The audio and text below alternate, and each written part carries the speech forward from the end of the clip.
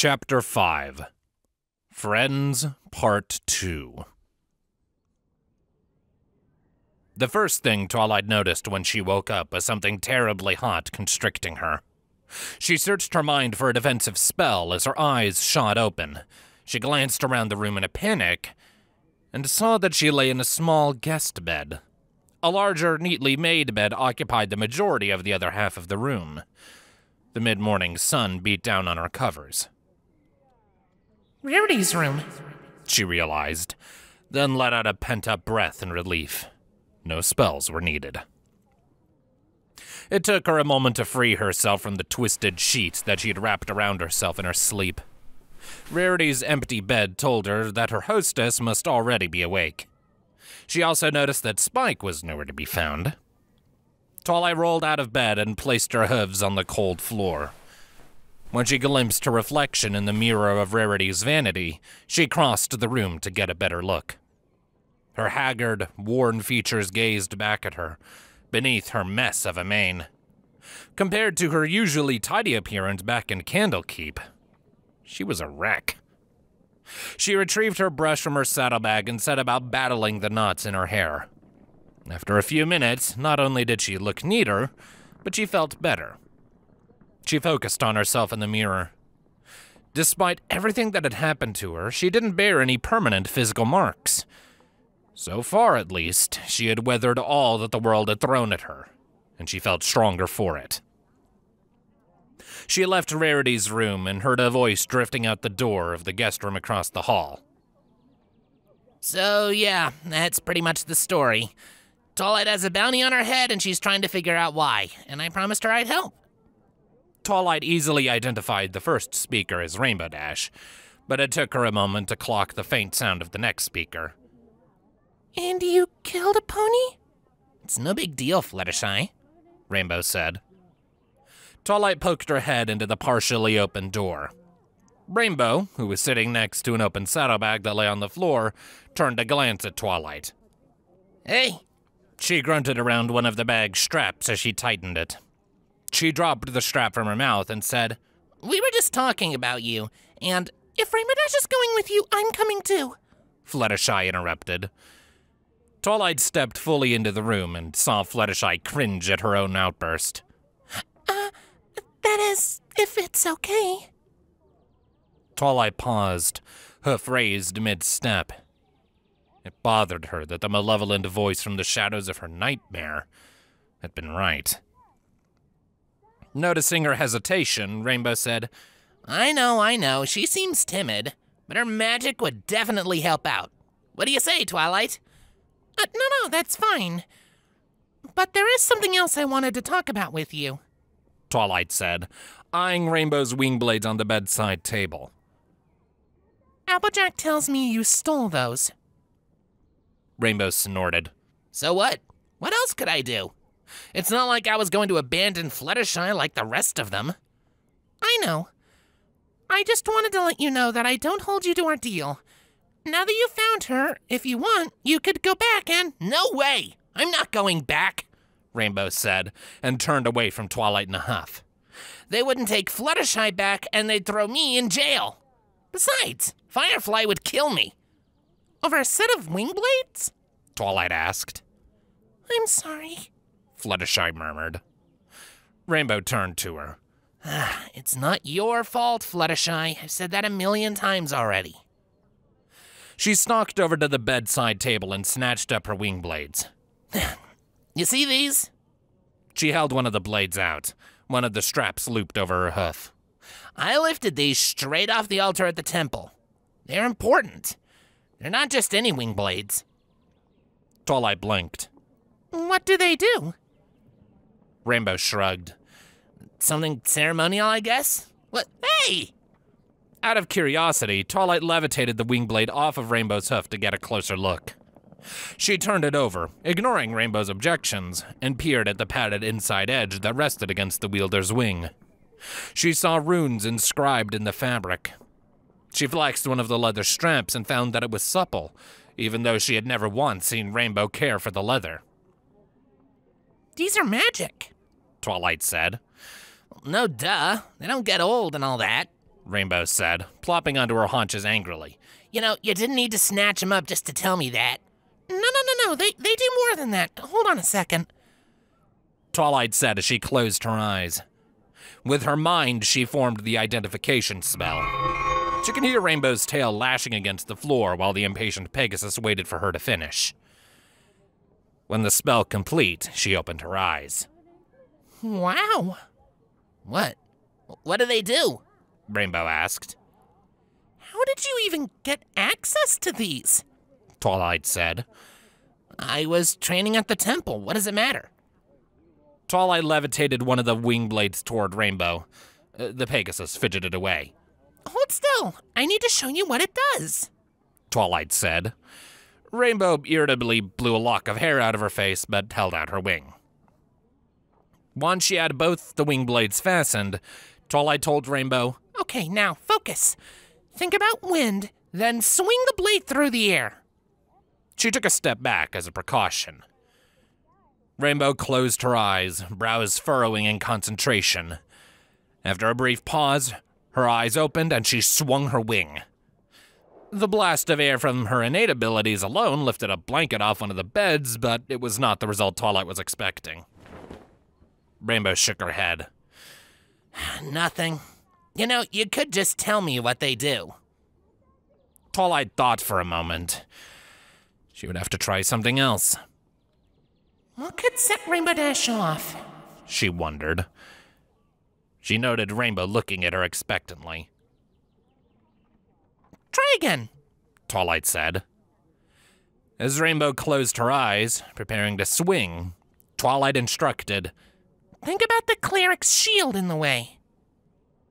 This time, a powerful blast of air sent the bed itself skidding back across the wooden floor. In an instant, it slammed against the wall. A half-open window shutter twisted violently and broke free as the wind rushed past it to escape the confines of the room. Twilight winced when she heard the shutter clatter against something wooden as it fell. Whoa!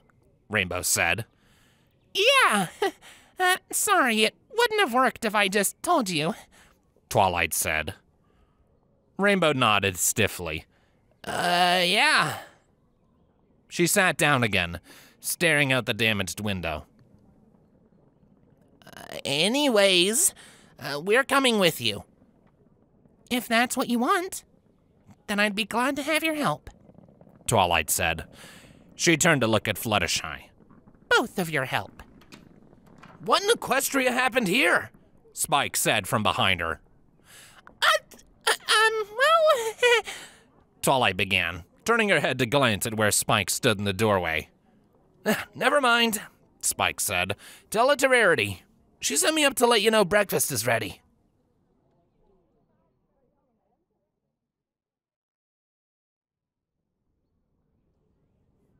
Rarity's dining table wasn't small, but it seemed that way with several ponies and Spike crammed around it. When Twilight arrived downstairs, the available spot happened to be next to Pinky.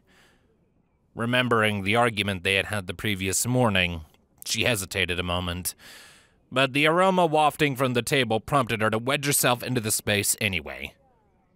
As she reached for a pancake that Rarity had prepared, she jumped when she heard Pinky's loud, excited voice in her ear. I forgive you. Twilight blinked. What? You know, the thing I was grumpy about because you made me mad, but it wasn't really your fault I was mad. I forgive you. Pinky wrapped a hoof sticky with syrup around Twilight's shoulders and gave her a hug. We're best friends, even if we've had to deal with some hard stuff recently. Twilight smiled. Thanks, Pinky. But in the end, what will happen then? Echoed through her mind. Friends forever, right? Twilight asked. Friends through eternity, Pinky said with a grin, and then released her. Twilight nodded. Absolutely. She turned back to her food. How could I have ever doubted her?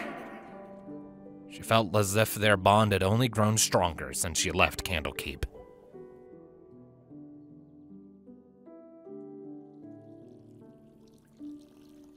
After breakfast, they all pitched in to help clean up. In the kitchen, the two unicorns made quick work of the dirty dishes. As Twilight dipped a plate into the kitchen's soapy trough, she said to Rarity, "If you were wondering about the noise upstairs, we kind of broke your window and maybe scraped up your floor a bit. I'm sure we have enough bits to cover the damage, though." Rarity took the plate from Twilight, rinsing it in some clean running water provided by a pump she operated with her magic. The pump drew water from a well dug below the building, a common feature of a well-off merchant's house. "Oh, I wouldn't worry too much about it. I'm not planning on staying here much longer anyway." If it weren't for her dream, the news would have surprised Twilight. "Why not?" she asked, even though she already knew the answer. "You're trying to get to the bottom of this trade crisis, aren't you?" Twilight looked down, scrubbing a dish. "Sort of.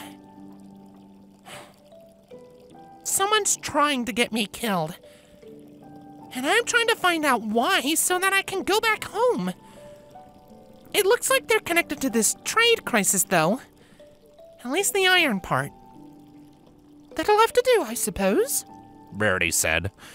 She regarded Twilight. "I would like to offer you my services. You've already seen some of my abilities. Of course, I'll expect a fair share of any loot we happen to acquire along the way." Twilight set down the dish and gazed back at Rarity. "Are you sure you want to do that? I have no idea how long it's going to take or how dangerous it's going to be." She wasn't sure why she was trying to dissuade Rarity. The white unicorn appeared to have already made up her mind. "I'm testing the voice," she realized. "Well, it's better than sitting here waiting. I don't own this shop, not entirely. I bought it on credit. If I want to keep up with the payments, I would have to sell amethyst at my bow, assuming I could even find a buyer, and I find that I would rather take amethyst and use it. It is a tool, after all, and hopefully it can help me solve my problems." "In that case, you're welcome to join us," Twilight said. She wouldn't let her nightmare's doubts about Rarity's reliability rule her. "I'm curious, though, about your bow. It's a monobow, right?" Rarity nodded. "You have a good eye." Twilight raised an eyebrow when her suspicions were confirmed. Monobows were quite valuable. They were enchanted with magic that ensured a unicorn archer would never run out of arrows. "Where did you get it?" Rarity winked at her. "I acquired it. So you stole it?" "Yes, a long time ago." Rarity grinned. "But there's no need to be so blunt about it."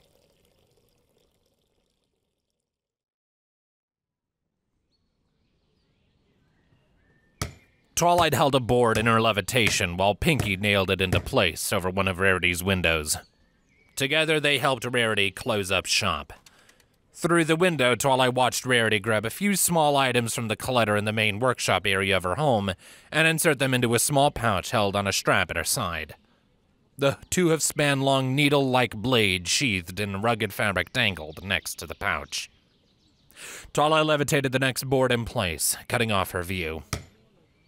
Next to her, Rarity stepped out of the doorway of her shop, turned, and appraised their work. From the second story, Rainbow called out, "All done up here."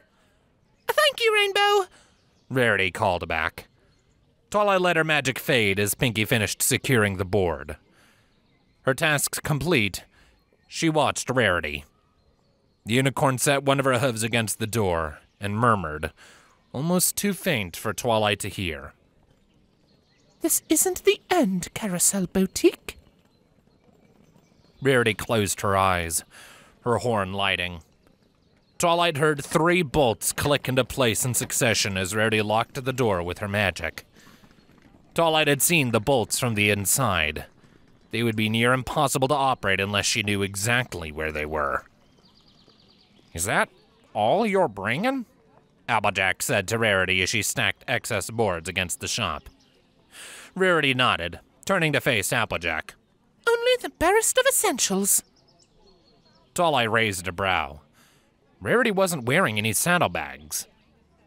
"Are you sure?" she asked. "If you need something and you don't have it, there's no turning back." She had thought they might need to cut down on Rarity's packing, not encourage her to pack more. Rarity gave a good-natured chuckle. "I'm pretty sure I've got everything worth keeping in here." She levitated the pouch from her hip over to Twilight. It was purple velvet with a golden drawstring, allowing the mouth of the bag to open wide. "Here, have a look." Twilight regarded the bag suspiciously as she took it from Rarity. She loosened the opening, wondering why such a small bag needed to open so wide, and peered inside. Within, she could only see a black void. Out of curiosity, she leaned closer until the tip of her muzzle crossed the opening. Her lungs choked when she breathed only emptiness in through her nostrils. She jerked back abruptly, coughing. "That's a bag of holding!" Twilight said.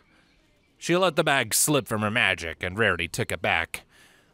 As the white unicorn fastened the pouch back on its strap, she said, "Yes, it is." "Sounds handy," Applejack said. "I think Granny mentioned one once. What's it do?" Rarity stuck her hoof inside the still open pouch, then pulled it out. A massive glinting diamond rested in the center of her hoof. "Well, you simply reach inside, think of what you want, and if the bag has the right object within, you can retrieve it." While Twilight said, "Let me guess, you acquired the bag too." Rarity returned the diamond to the pouch and tightened the drawstring. She smirked at Twilight. "If by acquired you mean won in a fair bet, then yes." She smiled warmly at all of them.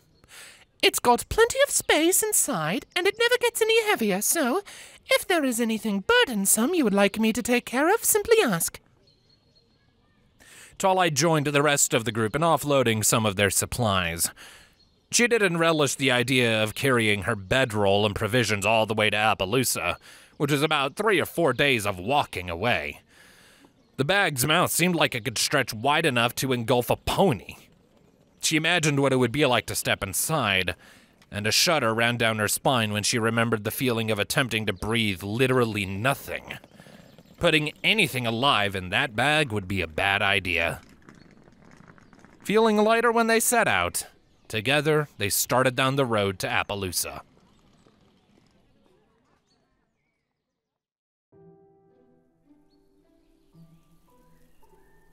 The sun beat down on Twilight, painting an afternoon shadow on the road beneath her hooves. Unlike the cobblestone of the coast road, the path she trekked down now was little more than packed dirt. Ahead of her it curved into the distance over rolling hills. Back towards Ponyville, she could see the treetops of Whitetail Wood, a large forest that used to be the Deadwood. On one side of the road, the trees loomed close. At some point, the relatively peaceful and safe Whitetail Wood morphed into the Everfree Forest, a gloomy and dangerous place. The darkness that made the Everfree what it was did not end when the Lich of the Deadwood was destroyed. From what she had read, she knew that little was known about the forest, other than that the beasts of the Everfree mostly stayed within their territory, and powerful storms built there that battered Cloudsdale while they flooded the rivers below. The Everfree, together with the Badlands, bound the lands of the Sword Coast on the inland side. No nation-state could lay claim to either of the unsettlable expanses. She knew that the trees near them were not part of the Everfree proper. It was the depths of the forest where the monsters dwelled, but the combination of the trees' dense growth and the way the forest ended in a near-perfect line filled her with a sense of unease. She paused to wipe her brow and glanced up at the sky. Above her, the sky held only thin wisps of cloud in its blue expanse, but she thought she glimpsed something between her and the sun. She squinted, attempting to filter out the brightness, and she made out a pair of Pegasi descending toward them. She quickly checked her group. Both of their Pegasi were on the ground. Unless Rainbow and Fluttershy wanted to outdistance them, walking was the least taxing way to travel. Hey girls, we've got company, she said, gesturing upwards. She reached for Solstice while the rest of the group stopped, their eyes trained skyward. She tracked the Pegasi's descent until the pair landed on the road ahead of them. When they cleared the glow of the sun, she could make out the red-orange emblem on the tabards they both wore. Beneath the tabard, silver-white chainmail covered their torsos, but left their legs and wings bare, other than a pair of wing blades. They wore helmets with orange plumes. "Halt! In the name of the Flaming Wing!" one of the Pegasi, a mare, called. Even though the Pegasi did not appear to be attacking them, Twilight kept the glow of her magic around the hilt of her sword. "Careful," Rarity said softly. "They're paid by the merchants of Manhattan to keep order. You don't want to get on the bad side of the Flaming Wing." Twilight let her magic go. The lead Pegasus stepped forward, the other to her left, a few hoofspans away and a pace back. "That pony," the Pegasus said while she raised her wing to point at Rainbow Dash, "is Rainbow Dash, a criminal wanted in Cloudsdale for grand theft." "Ah, crap," Twilight heard Rainbow mutter. For a moment, no pony said anything, both groups facing each other warily. "So?" Twilight asked, breaking the silence. "What?" the Pegasus said, furrowing her brows angrily. Her wing pony beside her shuffled nervously, glancing at the 5 armored mares and Pinky facing them down. "So she should step forward and come with us, and there will be no problems." Twilight held her head high and took 2 steps forward until she was face to face with the Pegasus, trying to look more confident than she felt. She didn't want to be made a criminal in addition to having some private bounty on her head, but she wouldn't let them take Rainbow Dash. "How much is she wanted for?" Twilight said. The Pegasus blinked at her. "What? How much? How many bits? Could we pay to clear her name?" Twilight asked, and she hoped it would work. Government-sponsored or not, the Flaming Wing was a mercenary organization. "She stole a pair of sky blades from the Temple of War in Skywall Village," the Pegasus said. After a brief pause, she added, "For 1,000, I take the wing blades and she's clear." Twilight glanced over her shoulder at the rest of her group, trying to read their faces. If they scraped together what they had, they could afford that price, especially if Rarity pitched in a gem or 2. The wing blades were useful, but you didn't want the Flaming Wing dogging their every step. Before they could reach any sort of decision, however, the sound of something whirling through the air filled her ears, ending abruptly with a clang. Searching for the source of the sound, she whipped her head back around. She was filled with shock at what she saw. The blade of a hatchet stuck through the Pegasus's helm and into her skull. While Twilight watched the body fall, the Pegasus's lifeless eyes stared back at her. As she hit the ground, Twilight heard the telltale sound of a second hatchet. With a wild cry, she drew Solstice and, in the same motion, faced the threat, arcing the blade through the air. Her reflexive swing managed to catch the haft of the spinning hatchet bound for her skull. The butt of the deflected hatchet's handle bounced off the dirt next to her, continuing to turn. She heard a fleshy impact and a grunt of pain from where the second Flaming Wing Pegasus was standing. A rush of wind hit her side, and she glanced up, watching as the Pegasus took flight, one of his hind legs bleeding profusely. Before he had risen more than a few hoof spans above her, out of the corner of her eye, she noticed a flicker of movement in the tree line beside the road. As soon as she saw a hailstorm of projectiles all flying toward her, she instinctively dropped in an effort to get beneath the volley. A shaft whizzed close to her head, and she felt another graze her steely cloak. Most of the projectiles shot overhead. Beside her, she saw the Pegasus plummeting back to Earth, an arrow protruding from his chest. With her levitation, Twilight caught his body, and she managed to soften the impact and prevent his head from striking the ground. It was a futile effort, however. His dull, unblinking eyes gazed up at the sky. Feeling helpless, she let him go, and his limp head struck the ground. "Hold fire!" She heard a rumbling voice call from the tree line. A creature with stocky limbs, fingered hands, a coat of coarse bronze-colored fur, and a pair of curled horns stepped out from behind a tree. She identified him as a minotaur. Out of immediate danger, Twilight registered a sting of pain in her foreleg. She ignored it. The minotaur demanded her attention. He strode forward, crushing the underbrush beneath his thick, short legs, and a throwing axe in each of his massive hands. Hatchets attached to a harness adorned him like they were armor. About 10 paces from Twilight, he stopped and called. "Ah! You're lucky I missed with the first throw." Twilight felt a twinge of unease as she realized she had brushed with death again. When she heard Applejack say, "Tell me why we shouldn't kill you right now," she glanced over at her group. Applejack stood ready, hindquarters facing the enemy. Rarity had her bow drawn, trained on the Minotaur, a crystalline arrow set on the string. "I've got a dozen good fighters in that tree line ready to take you down. Let's not make this a bloodbath. You give me Twilight Sparkle, and you get 500 bits each, just like them." He gestured at the tree line. Twilight snorted. "Your good fighters missed, just like you."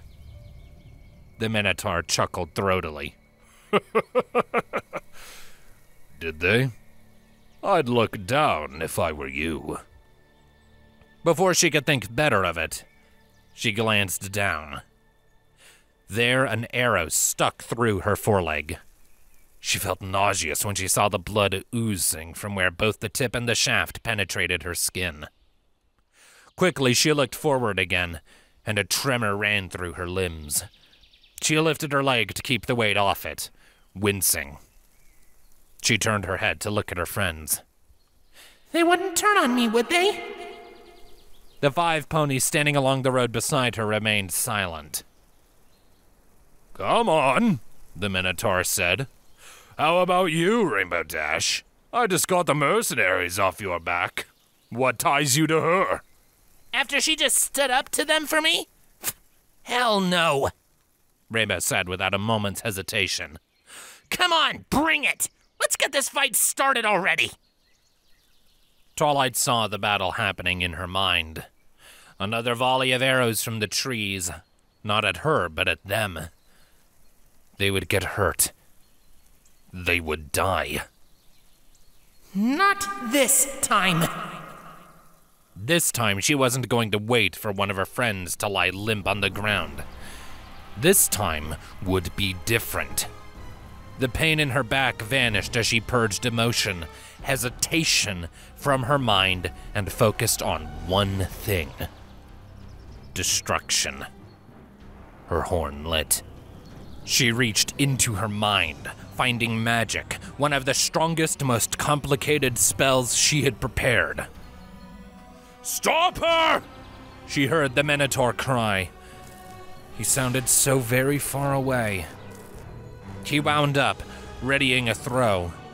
As the axe left his fingers, she wondered. The spell or solstice? She knew she should choose to defend herself, but before she had the chance, a gust of wind blew the axe aside like a twig. Gotcha! she heard Rainbow say. Rarity's arrow hit the Minotaur in the wrist, and his second axe fell from his grip. With his good hand, he reached for a third. Angel, rising up in front of her, engulfed in wood, blocked Twilight's view, his back to the trees. She heard Applejack's chain. Projectiles thudded into wood, and Angel turned toward the enemy, clearing her view, his back riddled with bolts and arrows. A second layer of glow bled off her horn, and a moment later, the spell flashed into completion. A tiny red spark leapt from the tip of her horn and raced upwards. She focused on the tree that the Minotaur had stepped out from behind. Faster than any arrow, her spell descended. A split second after she had finished casting, the tree line detonated. For one crystalline moment, Twilight saw the Minotaur silhouetted against the inferno. With one hand, he gripped Applejack's chain, the spike buried in his chest. With the other, he held an axe. She closed her eyes reflexively as a wave of concussive force and heat nearly knocked her off her feet. When Twilight opened her eyes, her vision swam and her ears rang, but she could faintly hear high-pitched screams of pain. The tree line burned. The trunk she had aimed at was split down the middle. Near the edge of the blast, Twilight saw a unicorn mare levitating a bow, fleeing the burning foliage. Before the unicorn made it 5 steps, Rainbow flashed past her in a blur. The archer's head hit the ground, cleaved from her shoulders by Rainbow's outstretched wing.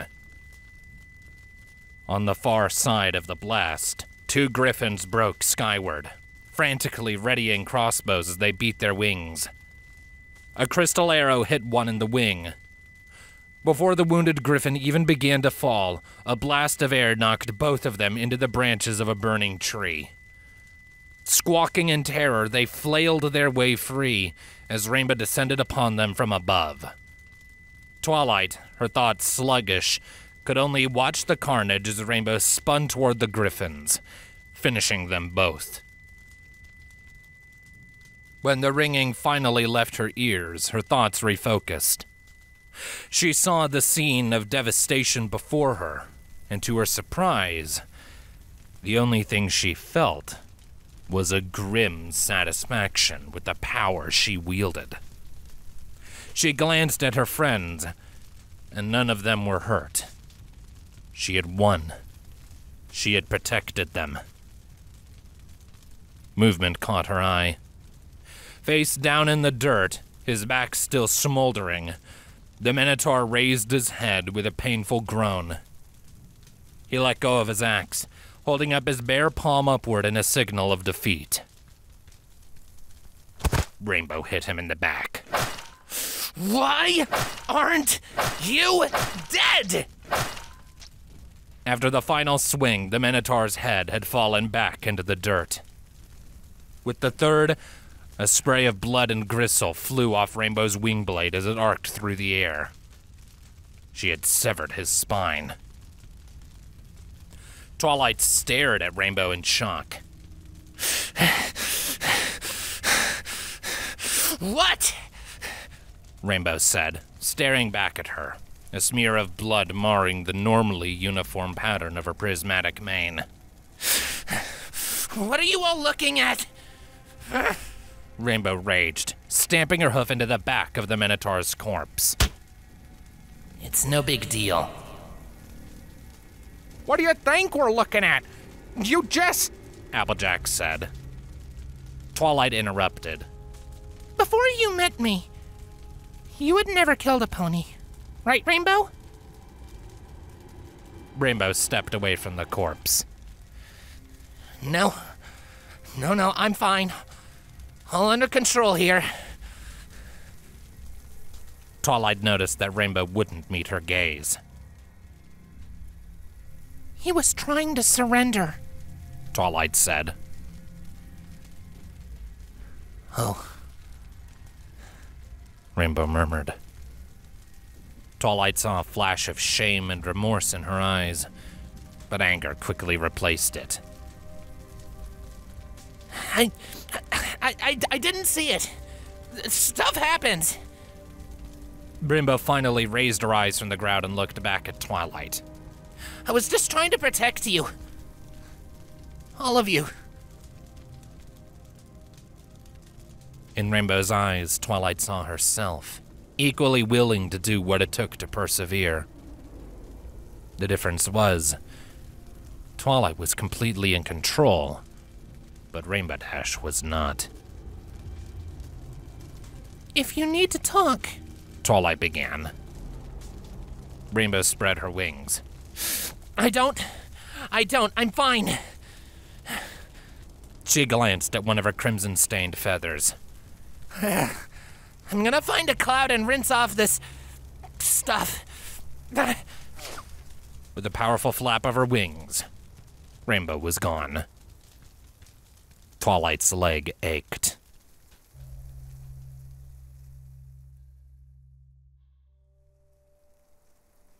Awkward silence ruled the group as they inspected the bodies of their fallen foes. In the aftermath of her fireball, Twilight felt like she had done something wrong when the others looked at her. Between her and Rainbow, not a single one of her enemies had made it through the fight alive. At least her wound was gone. Fluttershy had seen to that. Fortunately, before the fire could spread through the treetops, a wind had blown out from the forest and across the road. The blaze was now little more than a few smoldering patches in the undergrowth by the time Twilight stood over one of the ponies she had killed. The corpse beneath her had no face now. She peeled a lump of deformed gold off the charred leather armor covering his chest, an amulet of some sort. As soon as she had it free, it slid apart in her levitation, one piece separating from the other. In between the two halves, she saw a small circle of fabric.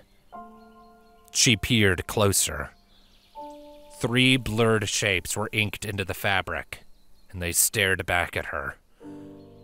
Though they had been marred by the heat, she knew what the shapes were. She dropped the locket in shock. How could a pony that would kill me for money have a family?